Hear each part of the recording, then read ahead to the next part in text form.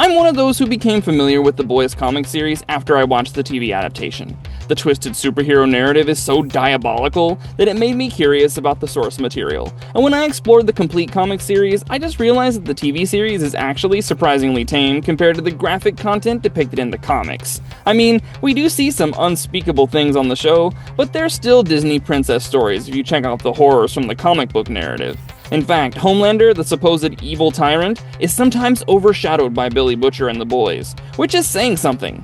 In this video, I'll bring you 6 such instances, where Butcher and the boys outdid Homelander and did things that would probably even make the Twisted Soup think twice. Enough! So f***ing hands off me!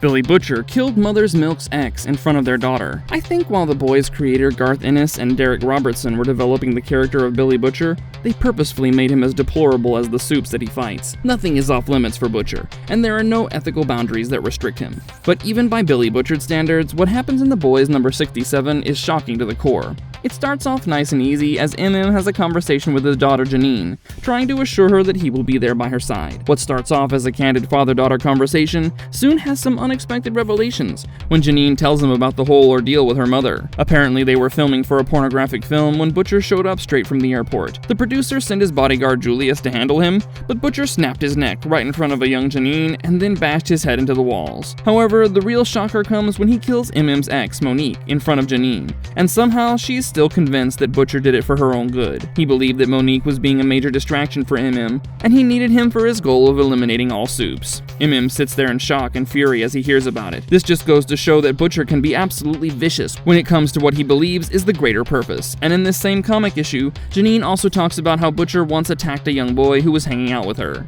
Butcher killed his own team members. Well, if you thought it couldn't get much worse than the killing of MM's ex in front of her daughter, think again. Billy Butcher has always been a great character, but his complete descent into villainy begins with the obsession to get rid of anyone with Compound V in their system. Basically, he wants a soup-free world, and he can go to any extent to achieve this goal, including slaughtering his own teammates. The likes of Love Sausage, MM, Frenchie, and the female all fall to his brutal tactic, and it almost paints a soulless picture of Billy Butcher as he goes ahead with the plan. The killing spree starts off with Love Sausage, who's finished off with an RPG. And then in The Boys number 68, you have the epic encounter between MM and Butcher. By now, MM, Huey, Frenchie, and the female have figured out that Butcher is up to no good, but even a wary MM is caught off guard. However, he's not someone to go down without a fight, and he lands a few powerful blows as an emotional final conversation takes place in the course of the fight. MM points out how he doesn't have a choice about the Compound V in his system, and Butcher remarks that MM is the best mate that he could have wished for. But what has to be done, has to be done. And after an intense duel, Butcher does the unthinkable, when he pulls a pin on a grenade and shoves it into MM's face. The explosion kills him and leaves his body completely disfigured. Next up, it's the female and Frenchie, who are taken out smartly by having explosives in their hideout, and only Huey is left to settle the score. Butcher even kills Dr. Jonah Vogelbaum, and finally, Huey has a climactic confrontation with Butcher on the top of the Empire State Building. It's a violent end to his story as Huey eventually kills him. And trust me when I say that the final issues of the comic series are too brutal for comfort. To be fair, Homelander has killed those loyal to him, but he never really had the same kind of brotherly bond that Butcher once shared with the teammates that he murdered in cold blood. The female ripped off a scientist's face after gaining superpowers. In the Boys comic series, the female fell into the pot of Compound B as a baby, and this gave her superhuman strength and a craving for violence. After she acquired her superpowers, she didn't know how to control herself, and the scientist who found her had the worst of it. He got his face eaten off. And it's a horrible sight as the female sits there as a kid with blood all over her face. The lifeless body of the scientist is in front of her, and his face is completely ripped off and mutilated. The other scientists are horrified, and she's immediately taken away into a holding cell. Even as she grew up in captivity, there were brief moments of escape, and a couple of security guards at the facility also suffered the same terrible fate, as she chewed through them like candy. Also, as an adult and a member of the Boys, she might be nice to Frenchie, but the violent nature emerges every now and then during crisis situations. How can you forget the time when the Boys, including the female, held the tongue of a 10-year-old soup who was a Shazam knockoff, before Butcher chopped it off? That being said, I have a soft spot for her just like Frenchie does, because she's essentially an innocent fellow who couldn't control some of her actions. I've seen her mourn the death of a dog, and I've seen her soft-natured behavior toward Frenchie, and overall, I've seen enough to know that she deserves no hate whatsoever. Nevertheless, these are still acts that will leave anyone terrified, and even Homelander's brutality doesn't always go this far.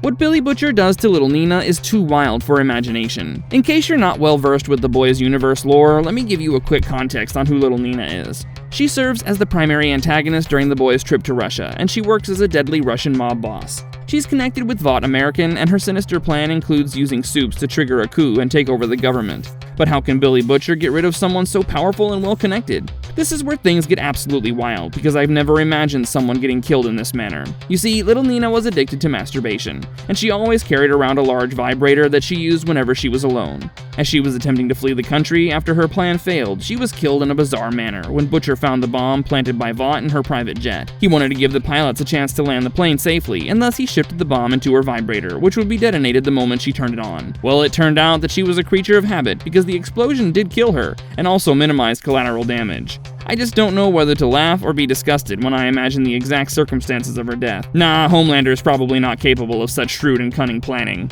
Mother's Milk punched his opponent's head off during a boxing match. MM is deadly in the TV series as well, but I still believe that he's no match for his comic book counterpart. In the comic book narrative, MM is a natural-born supe because his mother was exposed to Compound V before she had him.